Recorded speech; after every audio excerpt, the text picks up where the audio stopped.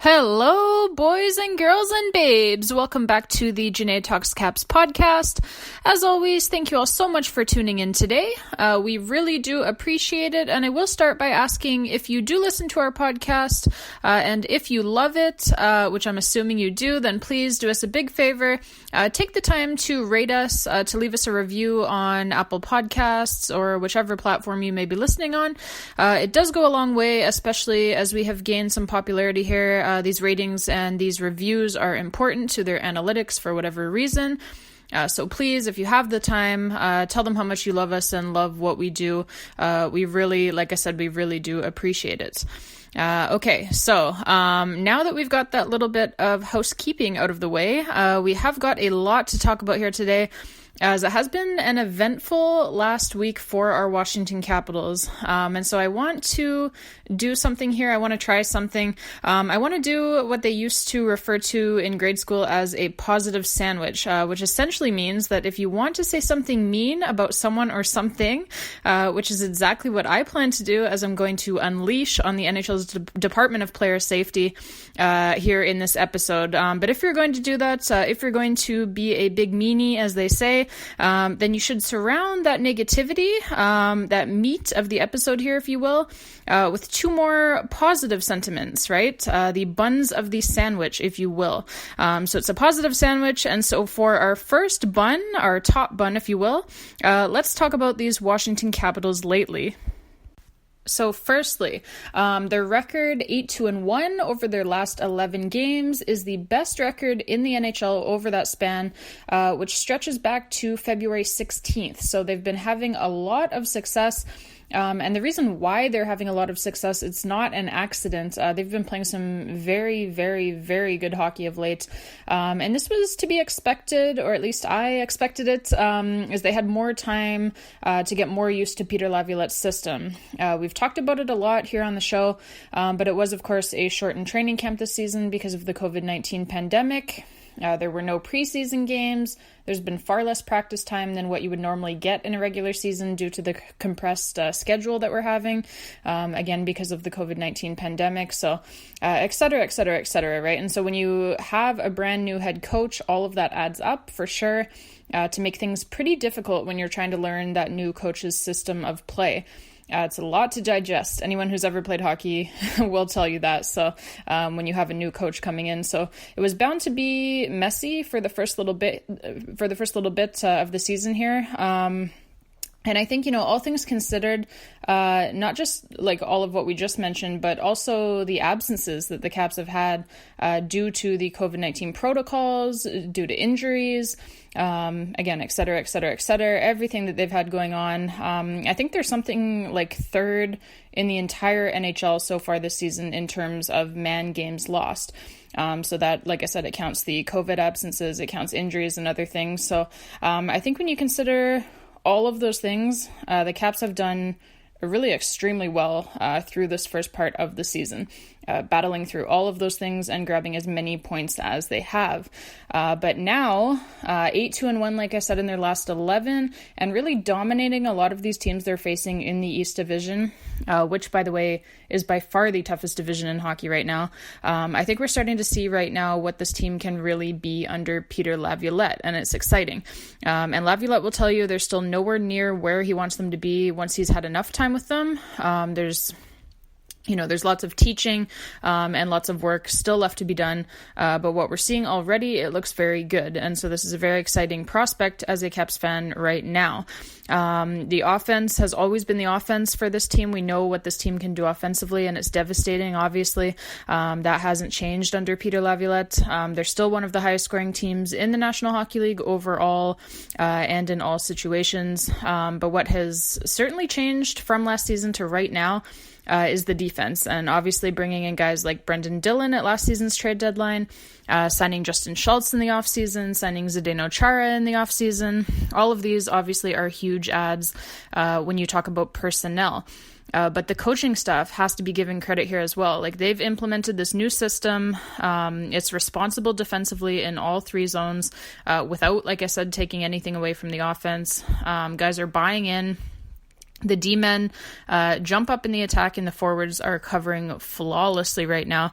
The neutral zone is like a brick wall for the opposition to go through, and when the Caps do get into their own zone, they're getting the puck back out quickly and effectively, turning it up ice and getting right back to the attack. So it's 5-man units all over the ice. It's being quick in transition. It's helping one another out. It's the old adage, right? Like, good defense leads to offense, and that's what we're seeing now. And in the system that Laviolette has brought in, when guys are understanding now where they have to be and what they have to do on the ice, and they've bought in, when you have everyone doing that, then you're going to look like an outstanding hockey team out there, and that's exactly what we're seeing now.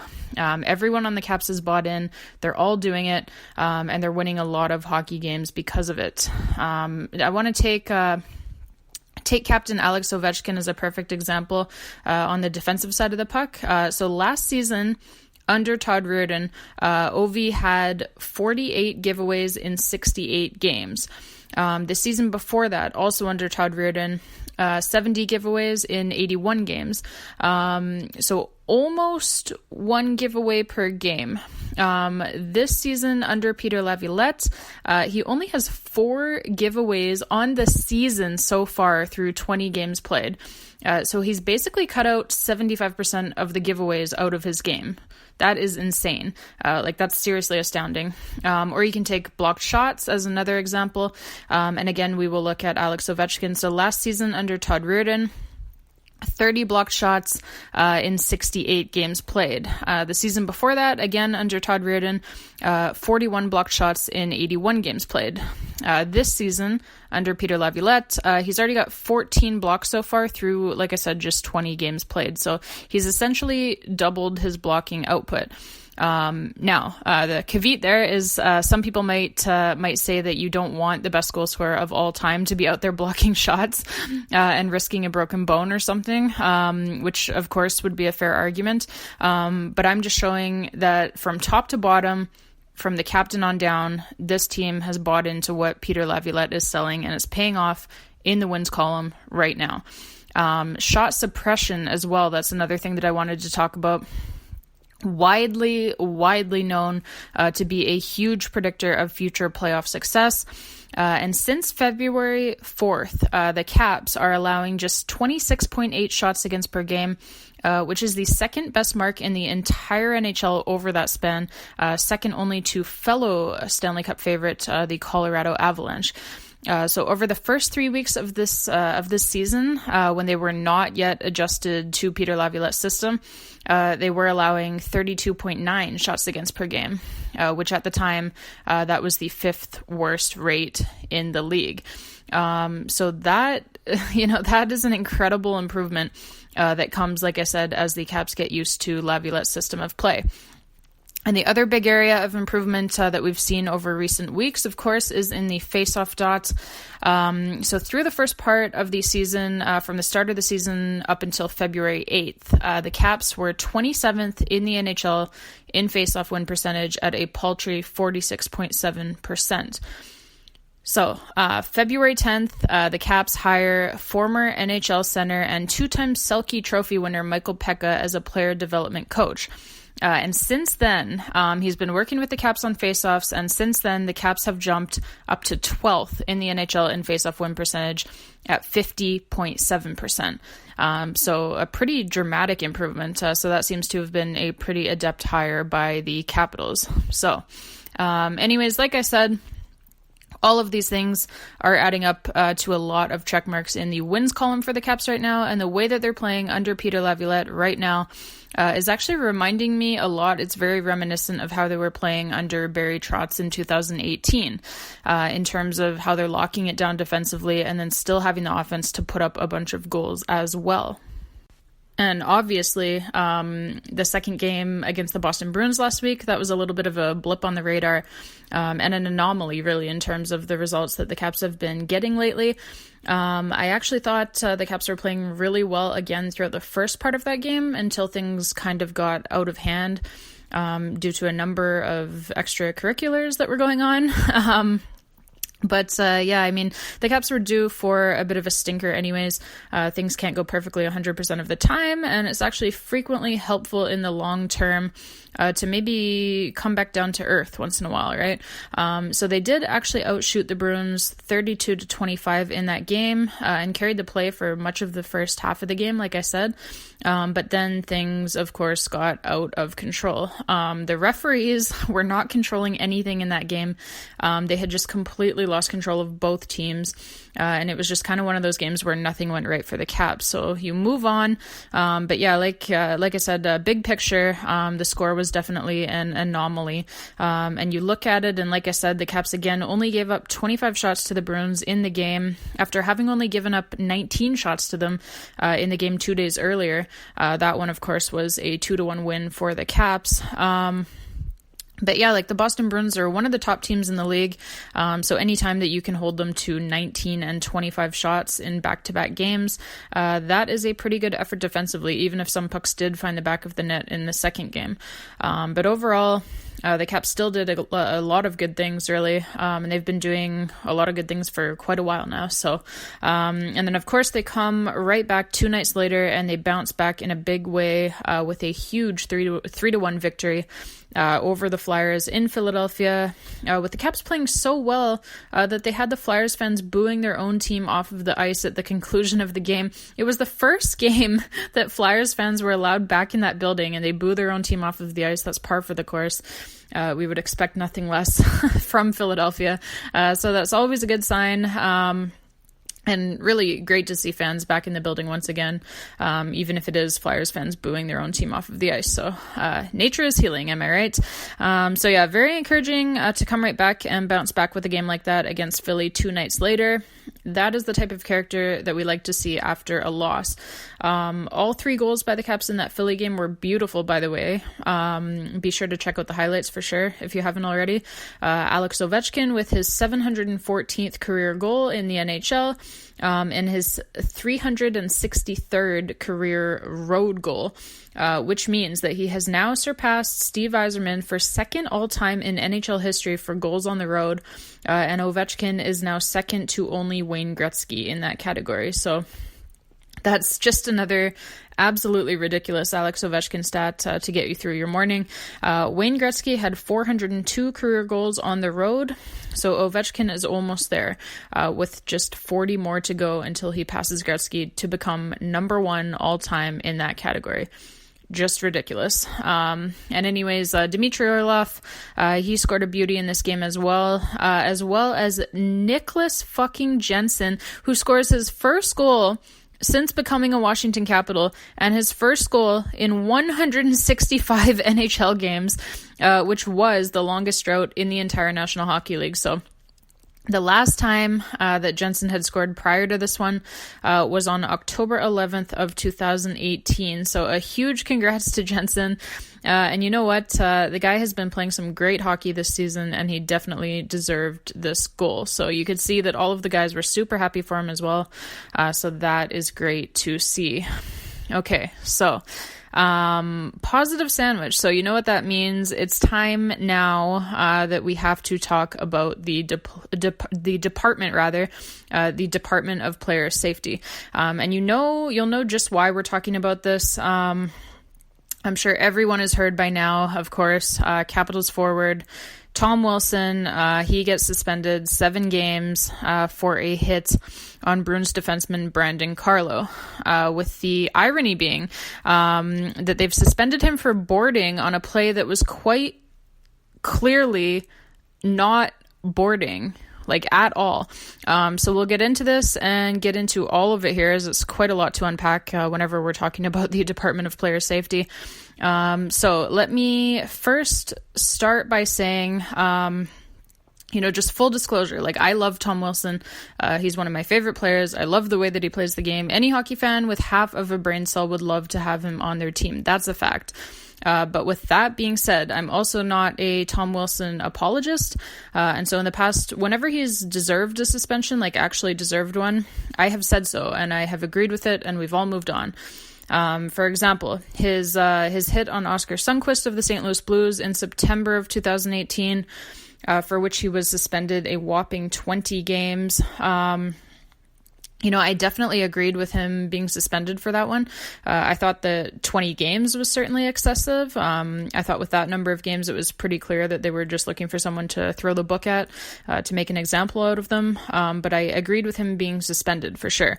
And for what it's worth, apparently the independent arbitrator also thought that 20 games was excessive, as Wilson and the Caps were able to successfully appeal that suspension and have it reduced to 14 games.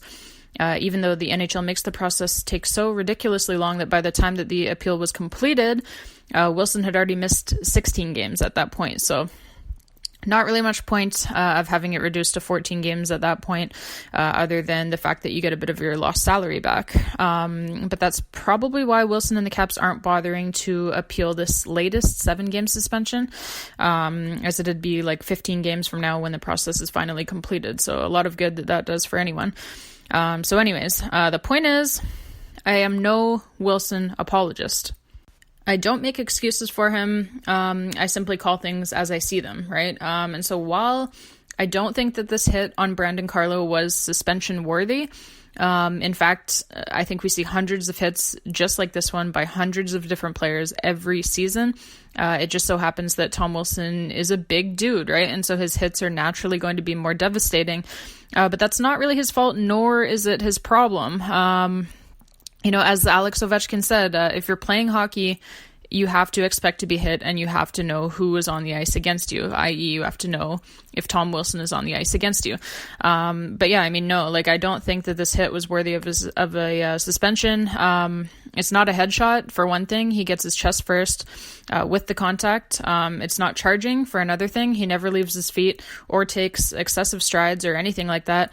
And it's certainly not boarding, which is what they've suspended him for. So boarding, for those who don't know, is when you drive a guy dangerously into the boards from far out. If you want a perfect example, go look at Warren Foegele's hit on TJ Oshie in the 2019 playoffs, which broke Oshie's clavicle and knocked him out of the playoffs, for which, by the way, Foegele was not suspended. Or more recently, go look at Leo Komarov's hit on Lars Eller, which caused Eller to miss time with a concussion, and for which, again, Komarov was not suspended. So those are two perfect examples of boarding, actual boarding. This Wilson hit was not boarding. Carlo was completely up against the boards already. He was not in a vulnerable position. He sees Wilson coming, and then he ducks his head at the last second to turtle out of the hit. So you never want to see anyone get injured, obviously, and you certainly never want to see anyone being taken to the hospital in an ambulance, as Carlo was here.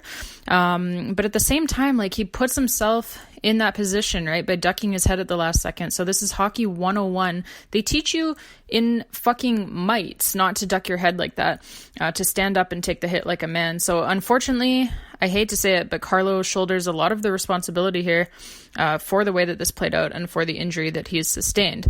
As Frank Saravelli of TSN aptly pointed out on Twitter, by suspending Tom Wilson for this hit, the NHL is completely breaking precedent by making Wilson the first player in NHL history to be suspended for boarding on a hit that was not from behind.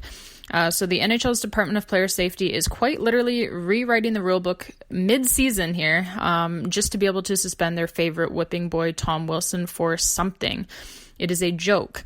So yeah, I have a problem with him being suspended for this hit to begin with. But honestly, my much bigger problem is that if you want to suspend Wilson for this hit, then fine. Okay, cool. Suspend him then. But then you have to show some level of consistency and suspend other players as well for similar plays.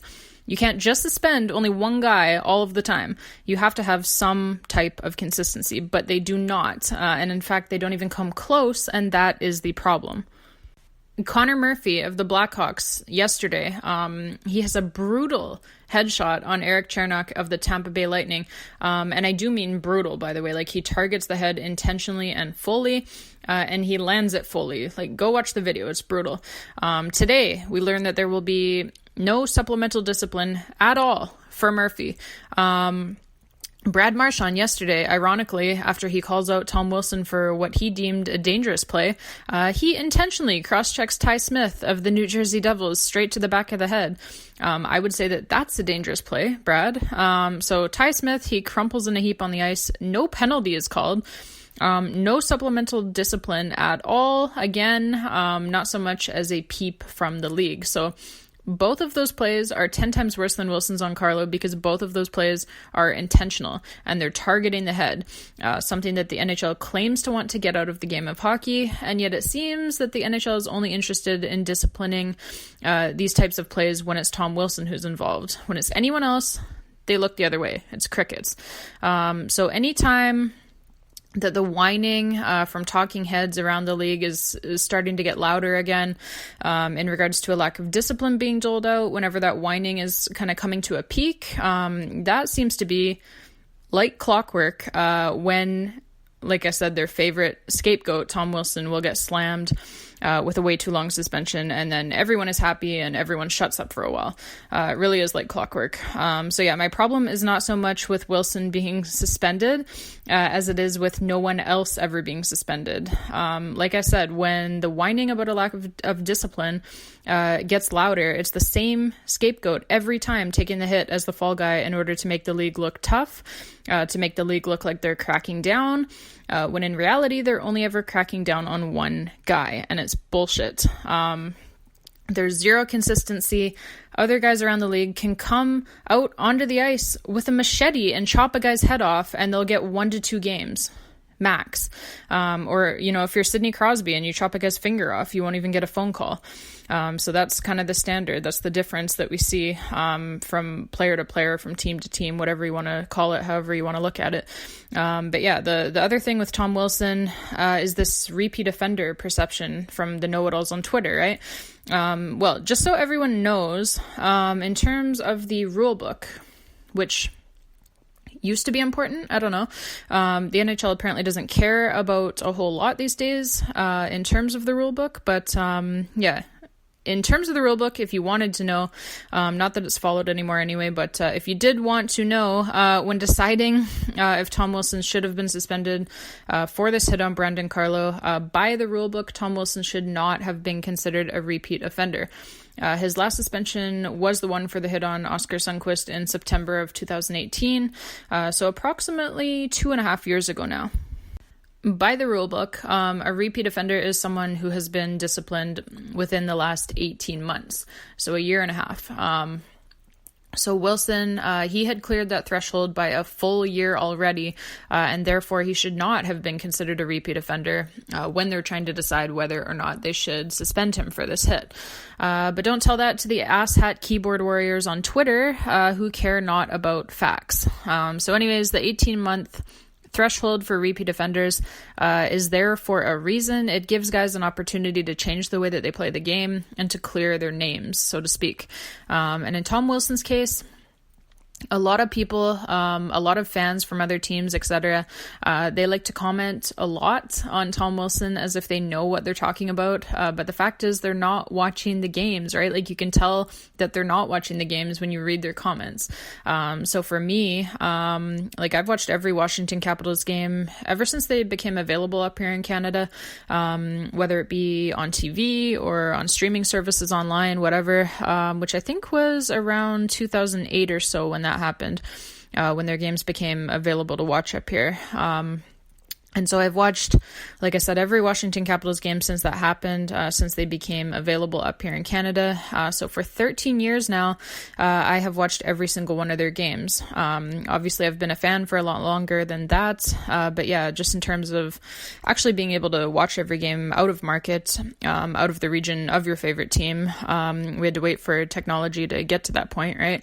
And so yeah, it's been probably about 13 years since I could watch every Caps game, and I have done just that. And so for me, having watched every game, in Tom Wilson's case, I can absolutely say with 100% certainty that he absolutely has changed the way that he plays the game for the better. When he first came into the league at just 18 years old, he was kind of a goon, for lack of a better term. I guess, you know, that's what you would have called him. It was kind of Adam Oates, who put him in that role as the Caps head coach at the time. But yeah, stating the obvious here, but he's obviously become a much more well-rounded player since then. Even his detractors have to admit that. He's certainly not a fourth-line goon anymore. He's a top-line player now, on one of the best teams in the league, on a Stanley Cup winner, playing alongside of players such as Alex Ovechkin and Nicklas Backstrom, two future Hall of Famers. He's really become an offensive powerhouse, really. He's certainly a power forward. In fact, he's the exact definition of a power forward. If you looked up power forward in the dictionary, there would probably be a photo of Tom Wilson next to it. And he's really probably the last remaining true power forward in the NHL today. So he's very valuable. And yeah, he scores goals. He puts up assists. He's on the power play. He's on the penalty kill. He's actually one of the top penalty killing forwards in the entire National Hockey League. He's on the ice late in games when the Caps are protecting a lead. Obviously, he hits, he agitates, he intimidates, he fights. He does everything for this team. So for fans of opposing teams, to paint him in this light of being just a goon is really not accurate or fair anymore at this point. And when I say that he's changed the way that he plays the game, obviously I'm referring to all of these improvements, like offensively, usage improvements as well, like he's used in every situation now, playing over 20 minutes a night. Penalty killing, like I said, as well. He's one of the best in the league, et cetera, et cetera, et cetera. The list goes on and on and on. But I'm also referring, of course, to the way that he walks the line physically, because he really has changed the way that he hits. Like, obviously, he still hits just as frequently and just as hard. But if you go back and compare his hits of his earlier days in the league to his hits nowadays, he and the Caps have really done a great job of molding him into a better hitter. A hitter who's not going to get himself into trouble as often. So he used to be a lot more reckless with his hits, a lot more dangerous, and he used to get in trouble for it a lot. And the Caps would find themselves without him in their lineup a lot because he was always finding himself in hot water with the league. And usually deservedly so, honestly, back in those days.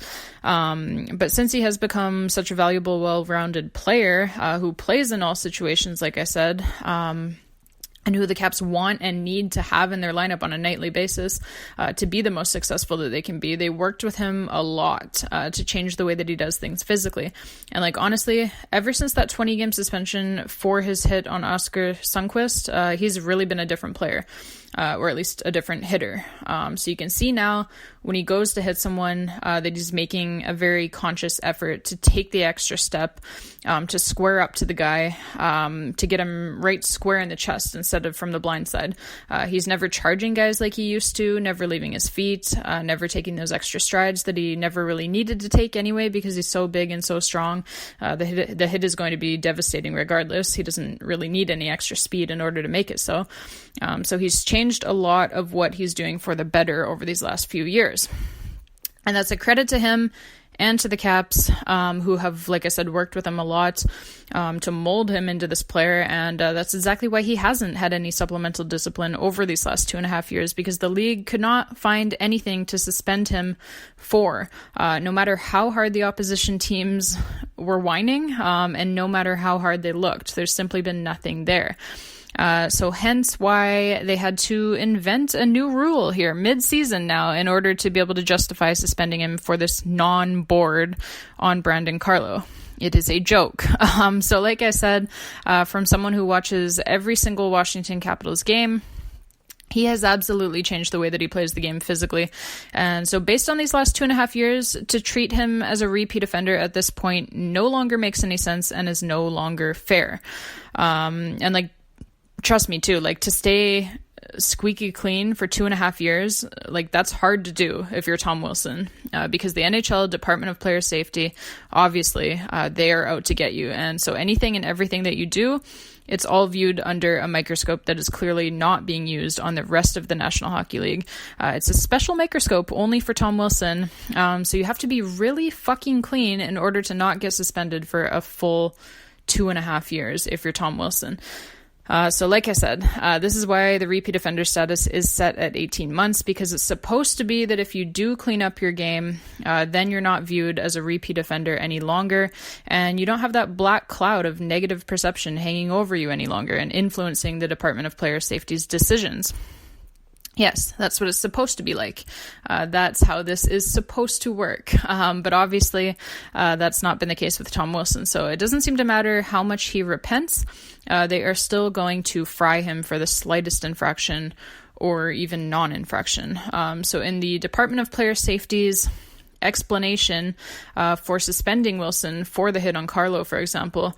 This is why I say non-infraction, because they basically admit in their explanation that there's nothing illegal about the hit itself. But that it's what they call the totality of the circumstances that is leading to him being suspended, which is really just a fancy way of saying that it's because it's Tom Wilson.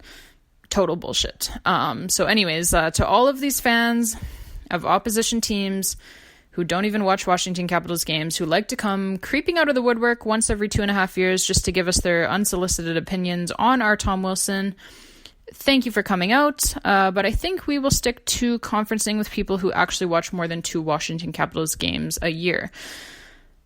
Phew. Okay, so positive sandwich, right? So let's end on a positive note. A big congratulations to future Hall of Famer Nicklas Backstrom, who the other night against the Boston Bruins, he racked up his 700th career assist. He is only the 3rd active player to hit the 700 assist milestone, and he's the 2nd youngest to do it. So obviously, he's still got a hell of a long way to go with our Caps and a lot more apples to dish out. You will remember he just recently signed a 5-year contract extension with the Caps, and Nicky himself says that likely won't even be his last deal with the Caps. So he's still got a hell of a long way to go here, like I said, and a hell of a lot more apples left in him. He actually already did add another one against the Philadelphia Flyers in the next game as well. So he is now at 701 already. So that's just, typical Saint Nick. He adds another apple before we can even get the podcast out. But anyways, that's it. That's all that we've got for you today, Caps fans. We will see you again next time. Do make sure to subscribe to our podcast if you haven't already. We're available across pretty well all platforms at this point. And come on over and like our Facebook page as well if you haven't done so already. Janaea Talks Caps on Facebook. We've got lots of great stuff on there as well. And until next time, Caps fans, stay classy, stay healthy, stay safe. Watch out for Philly fans throwing bracelets. And as always, babes, let's go Caps.